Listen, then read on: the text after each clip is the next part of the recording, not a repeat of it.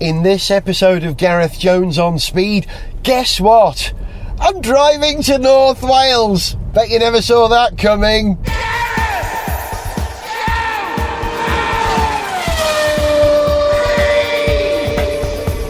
Hello, welcome to Gareth Jones on Speed. I'm Gareth, and welcome aboard a Volvo V90 D4 Momentum.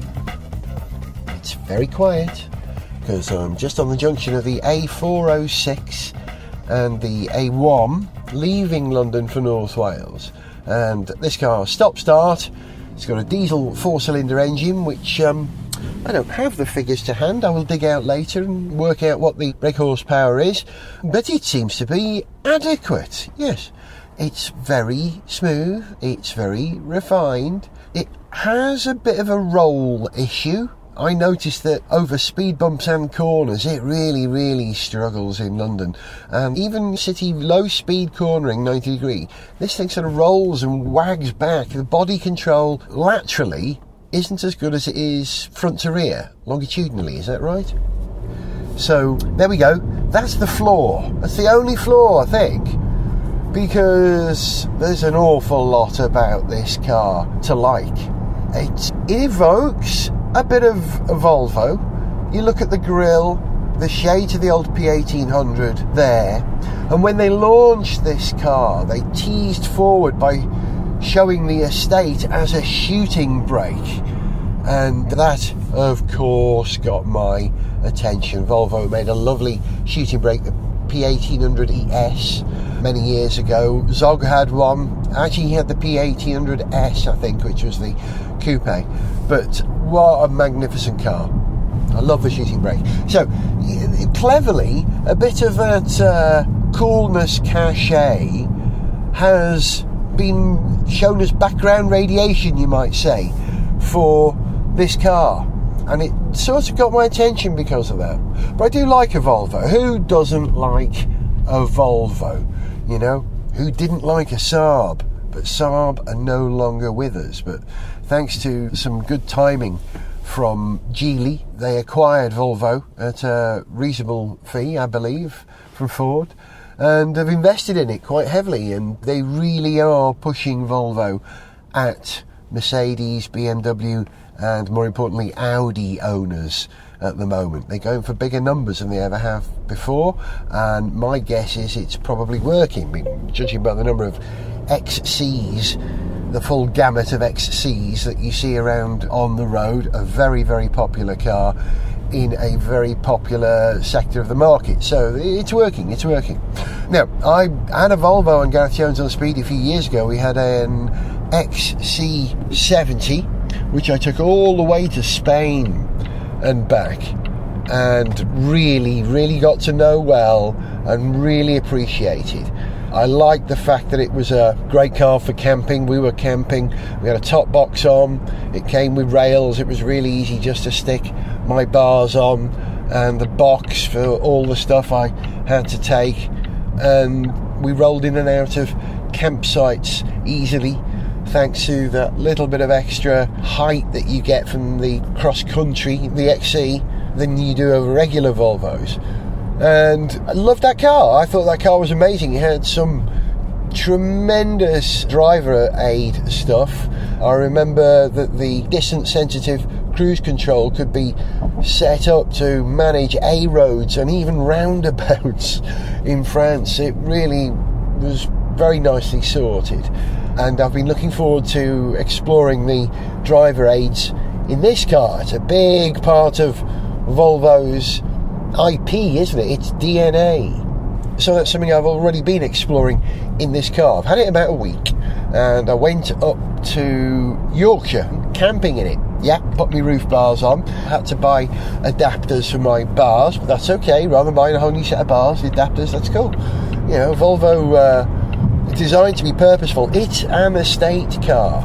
An estate car rather suggests you're going to lug stuff around, doesn't it? So to have roof bars, these are what they call flush bars.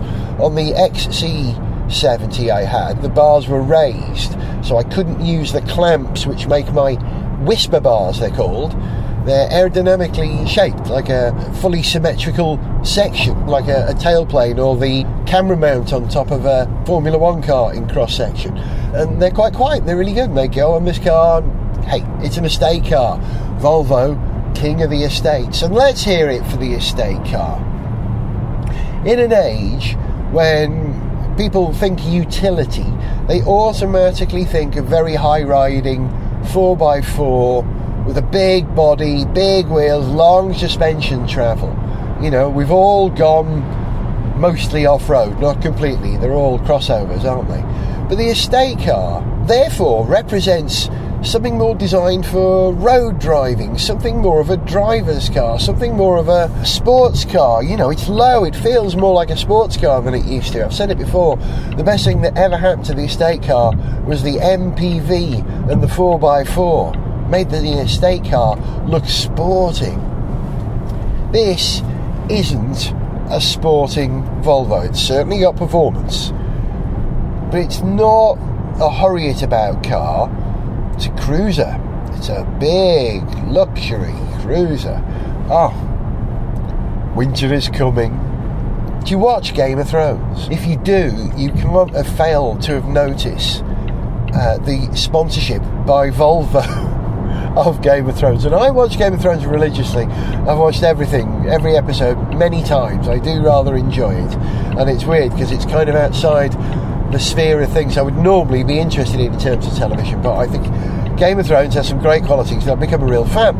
And Volvo sponsor the Sky Atlantic coverage of Game of Thrones. So I'm wondering if that's made me even more aware of this car. And is that the right audience for a Volvo driver? I wonder. Interesting. But, you know, they look cool. They've got sort of associative advertising at the moment where they show Volvo helping a guy develop a prosthetic limb, kind of showing that Volvo is at the edge of technology and kind of care for people. It's a big part of their IP, and their advertising is portraying that. It all goes in. You don't think it does, but it all adds up to a picture of an image or a brand.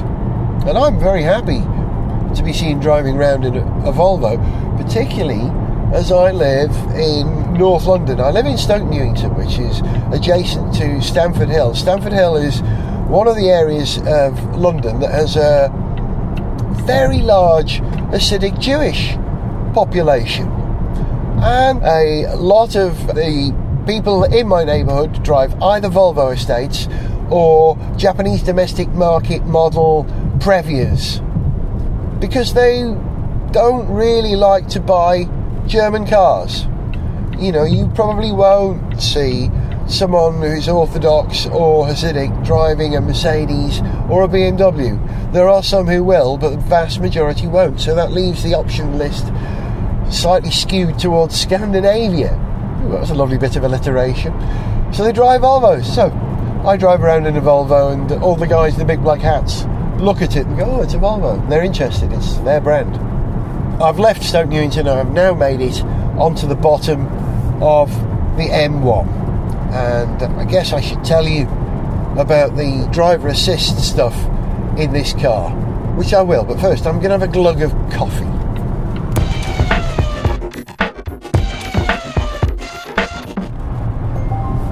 I don't know if you heard that tiny bling. That was a reminder from the car that I'm in charge of, but not driving, that I need to put my hand back on the steering wheel, because this car is equipped with pilot assist, which is a level of autonomy. It's not fully autonomous. It has the ability to maintain a safe distance from the car in front while setting a speed. I've driven lots of cars that have that, and they all do that rather well now. But it also has the ability to maintain lane position by reading the data around coming from white stripes, and if you can override that by hitting the indicator. There we go, I've just done that now, and the indicator, once you put the indicator on, allows the car to drift from what I was in the centre lane back to the left-hand lane. Can you hear the rain? Now, we're going around a bend at the moment. I've got to have my hand on the steering wheel, holding a little bit of pressure, but I can feel that the car is following the bend. It turns a little late for my liking. I'd like it to turn just a little bit early, and I'd like its position in the lane to be slightly right of where it is. It tends to sit a little close to trucks and the left-hand edge of your lane, in my opinion, and I don't know if that's trimmable. If it were trimmable, that would be quite a nice thing to have as a menu option. So this car, they call it pilot assist. It's not full autonomy, it's pilot assist. You've got to be here. Because you have to keep a bit of pressure on the steering wheel to stop it from disengaging, it does occasionally feel like you're slightly fighting with the car for control, as if it doesn't want to overtake, it doesn't want to do stuff. You know, it wants to carry on in a straight line. But holding that pressure on makes you feel like you're arguing with it a little bit. Psychologically, deeply psychological. I know the car's in control. And it does accelerate nicely if you use the indicator as an overtaking device. That works rather well. And I'd say it's probably 85% reliable. That's just a figure I've picked out of the air for how much confidence I've got in it. There's a lot of confidence in it, but not full confidence in it, because I was coming down the A1 from Yorkshire in it the other day using pilot assist, and it failed to follow a curve in the road and would have put me in the central reservation. But because I had my hand on the wheel, because you have to, I was able to rectify that, but it wasn't going to do it. And I don't know the reasoning for why it put me in that situation, what combination of influences caused the software to think that straight on was the right plan when it clearly wasn't. But it did slightly tarnish my faith in the car. Slightly. But here I am using it now, so I'm happy. You know, I'd be much happier if I could take my hand off the wheel completely, but it would give me a bling every 12 seconds to remind me of that. But being able to take your hand off, you know, to reach something, to get your glasses, to pick up a coffee or pick up this recorder, that's actually a very good thing for Gareth Jones on Speed. Yeah, this car, if you want to make a podcast, a car with a little autonomy, that's what you want. As the Buzzcocks once sang, I want you, autonomy. Gareth Jones on Speed! I've discovered another way to keep this Volvo V90 thinking that I'm holding the steering wheel, and that's by just sort of rubbing it, by stroking it like some kind of weirdo. Either you have to hold enough pressure on for it to acknowledge that you're pushing it, or you keep moving it. Just putting your hand on isn't enough. I should actually hold it, really. That's probably the legal requirement at least. But the pilot assist on this car really comes into its own on a British motorway on a Sunday evening. I decided to make this journey up to North Wales on a Sunday evening, which is usually the opposite. I'm usually coming down from North Wales, and you know, the M6, the M1, the M56, even my A55 is all really busy. At the moment I'm on the M1 going north, 4 lanes, but we're all rolling. There's no speed limit in the temporary speed limit zone, so I've set 70 and gone for maximum pilot assist, so it's maintaining distance from the car in front, it's going as close to 70 as it can within that distance, and it's keeping me in a lane.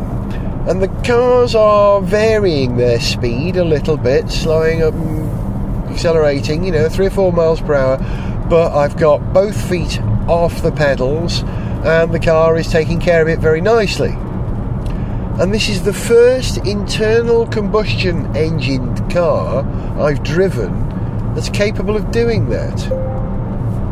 It's just asked me to apply steering. I wasn't holding enough pressure on the steering. Do you hear that blink? Now, a Renault Captur has just slotted in quickly in between me. Hear that? Changing tone.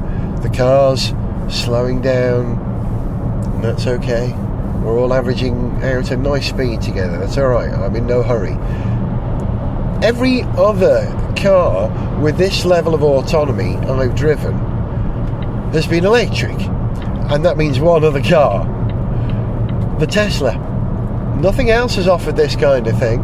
You know, I've driven BMWs with ability to maintain cruise control and distance and lane assist. You know, they tell you if you're drifting out of the lane by vibrating the steering wheel, but nothing that would actually work on keeping you in position. And so this represents a first, this car. Well done, Volvo. Firsts are often important in cars, but not always a guarantee of success. Somebody works out how to do it at great cost, sort of gives up the secret, and suddenly all the other car manufacturers copy, using the techniques that the small firm has spent millions on developing, and, you know, sell it to their huge clientele. And I rather think that's what's going to happen, possibly, to Tesla, thanks to the likes of Jaguar and Audi and Porsche at the moment, who are going to take a premium electric approach to their next generation of cars, which will make them very like Tesla. They'll try and beat Tesla at their own game. Remains to be seen if brand loyalty wins over first generation innovators. That's interesting, but it's a different story to the car I'm driving now.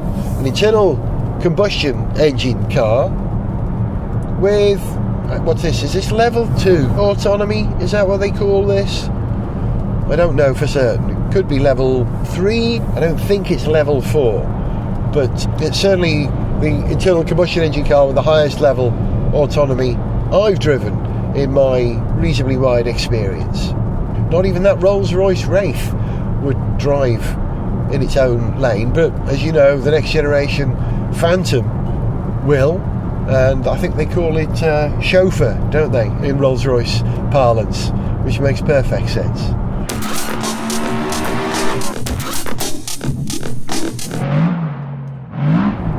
Let me tell you about the drivetrain on this car. It's an 8-speed automatic mated up to a 4-cylinder turbo diesel, which is pretty refined. You know, it doesn't clatter, you can hear it. Modern diesels, you know they're diesels, but it doesn't intrude, which is good, because you expect the Volvo to be sort of airy and easygoing on the ears. You know, it's part of that sort of Scandinavian appeal, or the open cold glacier.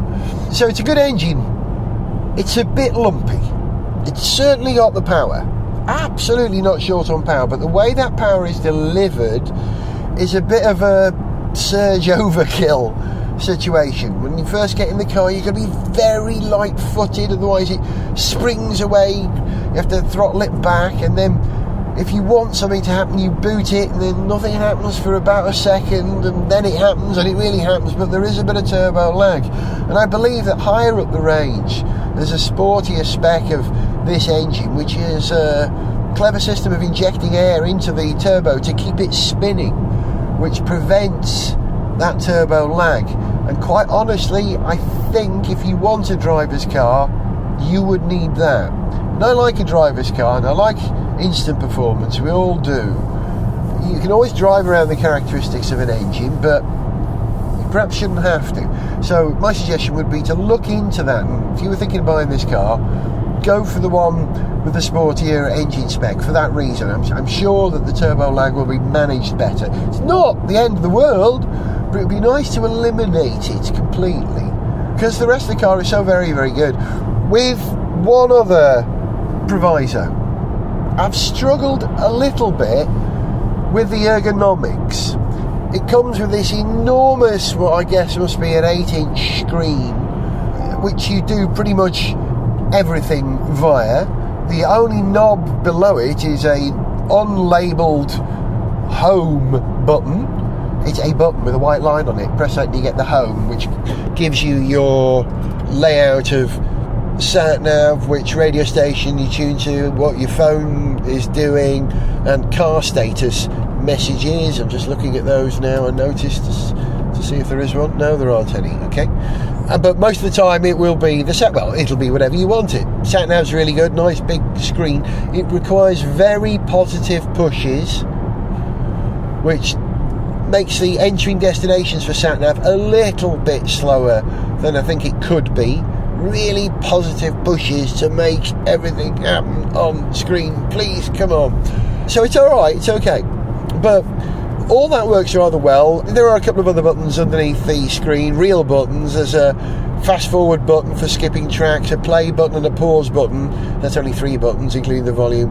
And heated rear window, heated front window, and hazards. That's it. Everything else done on the screen, which is okay. I've managed quite well with all that. AC controls are very good because it's automatic. You tend to set it once and leave it, and that's fine. For a long time, even though my phone was connected, it didn't recognise that my phone was connected. And it's an Android, and it connected to Indy, my son's iPhone, no problem. But the Android, it wouldn't recognise the tracks on my phone and allow me to control those, to identify those remotely, even though I could control it. And there are double controls for that on the steering wheel, of course. But it's controls on the steering wheel that baffle me most. I would love to know what my actual fuel consumption for this car is. And I don't, because I haven't been able to reset the tripometer. It's got like 5 different tripometers. I can call it up via the menu on the screen, and I have tried to read the owner's manual, but you can only do that when you're sitting still before the engine's running. There's a digital owner's manual on the car, and there isn't a hard copy, and I must spend more time reading that. But I did read it, but I couldn't find the answer to my question: how do I reset my odometer? And without that, I can't do an accurate calculation of my real fuel consumption. The readout here tells me, well, there's 2. There's TM, miles per gallon, 41.3, and TA, which is an automatic reset, I believe, of the tripometer, which is 48.5 miles to the gallon. So let's assume it's in the middle 40s and take an average of the 2. I don't really know which is the better, but 40 something, not bad.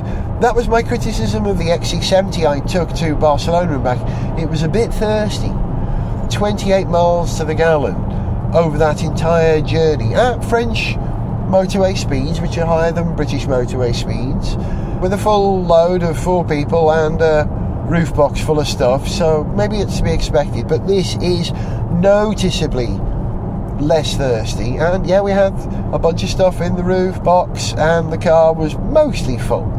But, you know, let's say it's doing in middle 40s, that's pretty acceptable. The way that the power is delivered isn't perfect, but it is close to silken, if not lumpy, as if someone had laid a sheet of silk over some eggs. I mean fried eggs or poached eggs, not hard boiled. You get the idea of that sort of wave? That's how this car is, which is not a bad thing.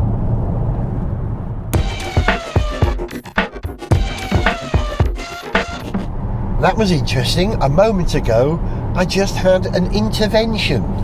It's not a word that was in common parlance a few years ago, but you tend to say intervention a lot these days, don't you?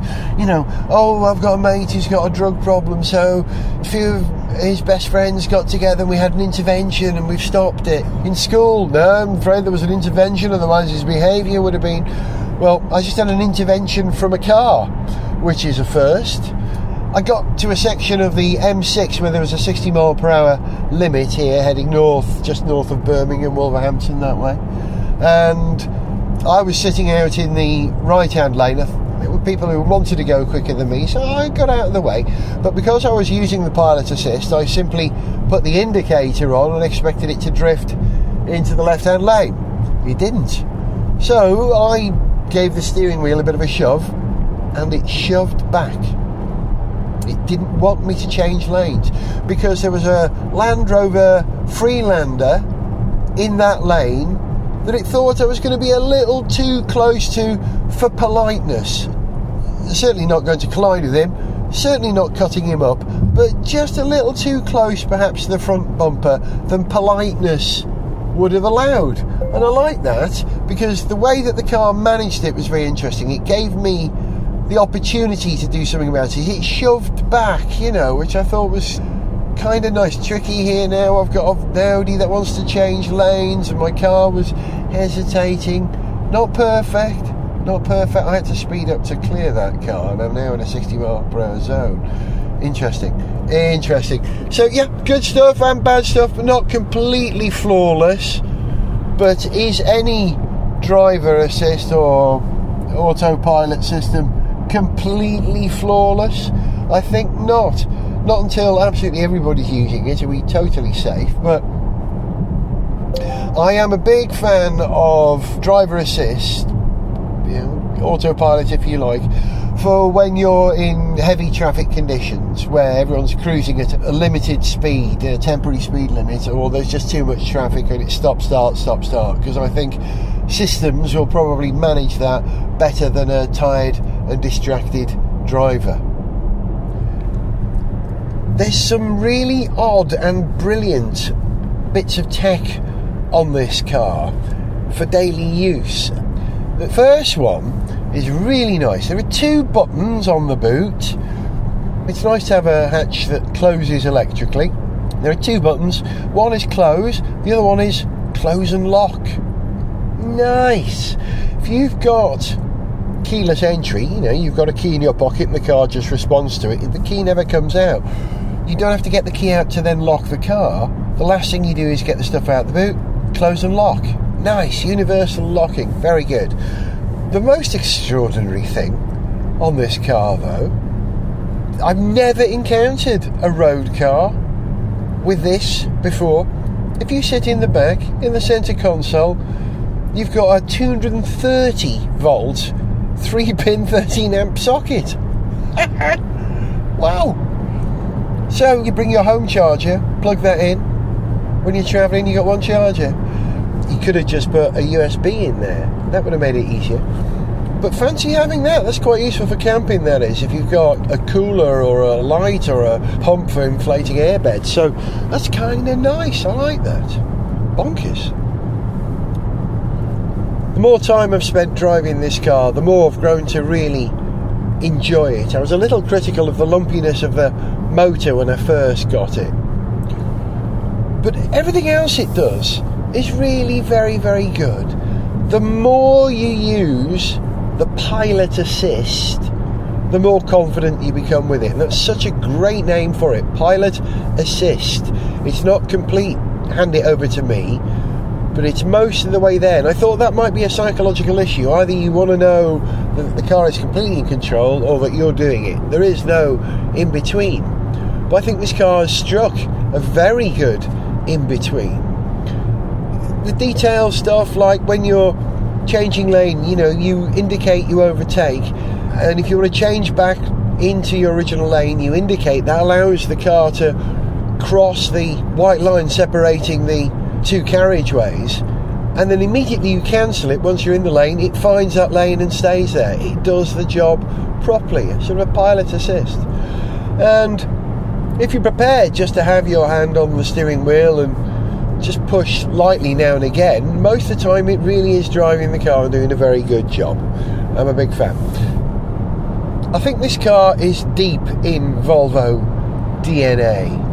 It's definitely capacious, it's practical, it's elegant, it's minimalist, largely thanks to everything being on the touchscreen. Please keep right and follow the M6. I'm going to. And that gives it this sort of beautiful bleakness, magnificent desolation, I think Buzz Aldrin called the moon. I wouldn't say this was magnificent desolation, but it's magnificently straightforward.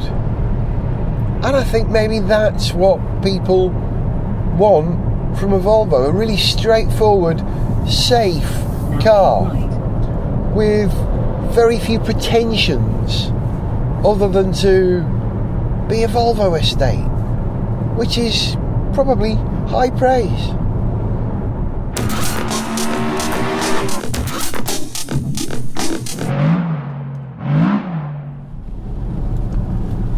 I found a bit of a workaround for the turbo lag, for want of a better word, in this car, and that is the drive mode button. Down by the starter, which is not a button, by the way. It's a rotary knob. You kind of rotate to the right to start. Kind of cute. So next to that, you've got a knurled rotary knob, which if you rotate, you get an option on screen to tell you what mode you're in. If I engage, default mode for the car is comfort. If you go to eco, efficient drive, that will prevent you from flooring it and it'll give you better performance. Or if you go to dynamic, I've engaged it now. That was the pilot assist disengaging, so I'm on an A road now. It doesn't like A roads in the way that it can cope with motorways. It really struggled with... Right. It's done a couple of roundabouts quite well, I have to say, on the A roads, but it really struggled on the exit from the M6 to the A51, I think it was. There was a multi-lane thing and it really didn't know what was going on, so I took over. But you know, you can't ask it to do everything. But yeah, drive around in dynamic mode and the car is a little more responsive. It keeps it buzzing a little bit better, but it's still not lagless completely. Plenty of oomph though. You do have to be careful. If you put your foot down, you find yourself doing very silly speeds. It just surges very nicely. Now, well, here we go. Yeah, I'm on an A road and it didn't see the white lines at all there. Would have put me in the soft verge, but I'm told this car has all sorts of other safety features as well, which will prevent you, if you go into a soft verge, you'll turn away from it. So maybe once it realised I'd made a mistake, it would fix it, but by then I'd probably have a punctured tyre and a bent wheel as it hit the curb between me and the soft verge here. So A road, I'm going manual. Gareth Jones on speed.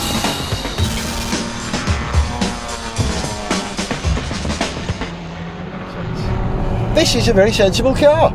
Took it up to Yorkshire with just one of my sons, Indigo, and Violet. Tycho was off doing something else, and we had loads of room. Violet sat in the back to keep Indy company, and I had my guitar in the passenger seat to keep me company. And I had actually put my back out. I know I've mentioned this before, but I put my back out recently and it's prone to damage now and again, and it went the other week. And so before I went camping, I had to spend a lot of time going up into the attic, getting all the camping gear out of the attic, fitting the roof bars to this car, fitting the top box to this car, putting everything in. And we got in the car and we drove up, and we were going to a wedding in which a bunch of us were going to be camping in a friend's garden, staying at a friend of a friend's house. And literally within half an hour of getting on the road with everything, we got a message from the people we're going to stay with. Oh, no need to bring your tent. We've got a really massive house. Come and sleep in the house. So with my poor bad back, I'd made all that effort to get everything in the car, and I needn't have worried. But I tell you what, this car has, I'm pretty certain, the most comfortable driving position and therefore seats of any car this side of that Rolls-Royce Wraith. Man, it's a perfect position. I'm neither down like a sports car, I'm neither up like an MPV. I'm in a driving car position on the best seats, which fixed my back pretty much.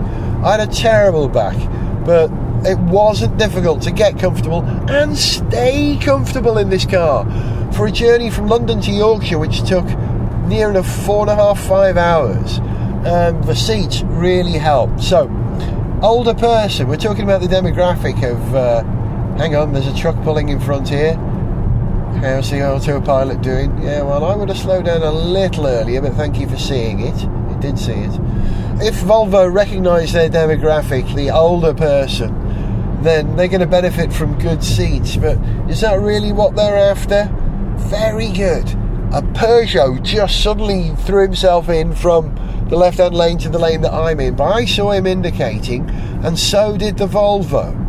And the Volvo left a distance for that car to pop in. I was covering the brakes and the steering then. You could probably hear me hesitating while I was talking because I was concentrating on what was happening in front of me. But the Volvo dealt with that. That's good.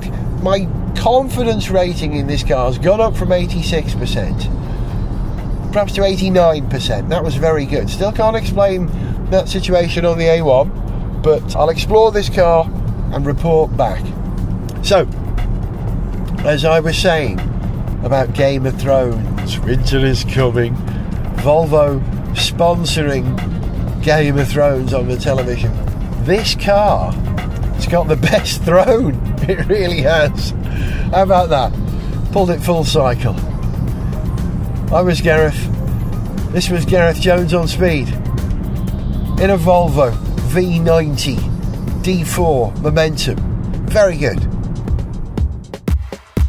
To send us an email, see pictures, get song lyrics, join our Facebook fan site, follow us on Twitter, or to find out about sponsorship opportunities, go to garethjones.tv. Gareth Jones on Speed is made in London by Whiz Bang. Gareth Jones on Speed!